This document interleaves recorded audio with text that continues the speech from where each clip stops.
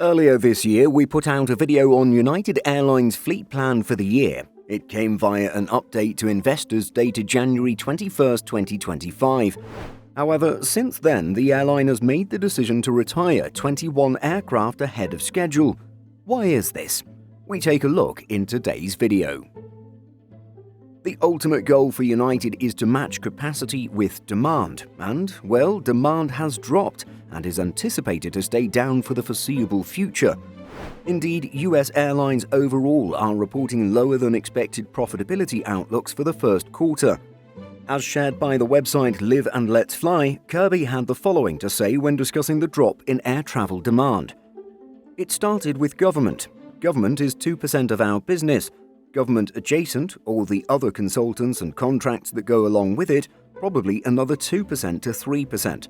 That's running down about 50% right now, so a pretty material impact in the short term. I'll talk about what we can do about that in the medium term. And we've seen some bleed over to that into the domestic leisure market. Good news is that international, long-haul, Hawaii, premium all remain really strong. We've seen government and some low-end consumer leisure weakness, which also appears consistent to me with a lot of other data that I look at. We've had a fuel price benefit from that, and our internal costs are also better.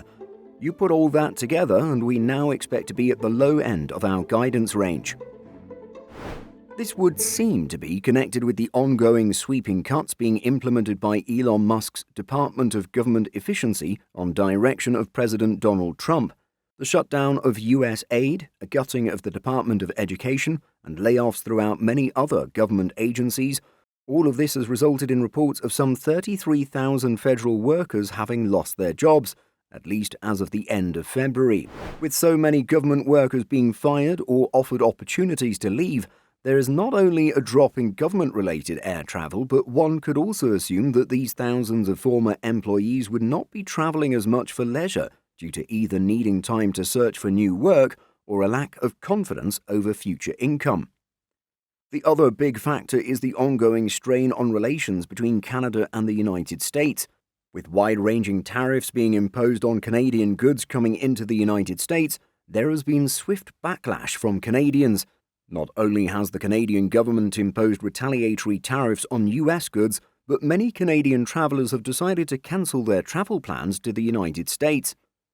Kirby said the airline has already started pulling out capacity in certain markets, including the transborder sector, as a result of decreasing Canadian traffic to the US.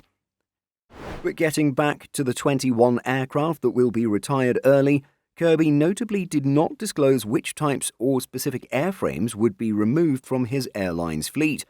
It would make sense for older aircraft to go first, as is typically the case. Kirby noted that United would have to spend around $100 million on engine overhauls alone for the 21 aircraft being retired, adding, "Those are our most expensive aircraft. We built a plan with optionality and flexibility that if we see short-term headwinds, we can make short-term responses." The absolute oldest jets in the United fleet are its Boeing 767-300ERs. The oldest is over 34 years. The airline's 757-200s are also fairly old, with quite a few now between 30 and 30.5 years of age. On the Airbus side, the airline's A319s and A320s average between 23 and 25 years. What are your thoughts on this move? Which aircraft types do you think will be retired early? Let us know by leaving a comment. In addition to our daily YouTube videos, Simple Flying publishes over 150 articles every week. If you're looking for the latest aviation news and insights, visit simpleflying.com.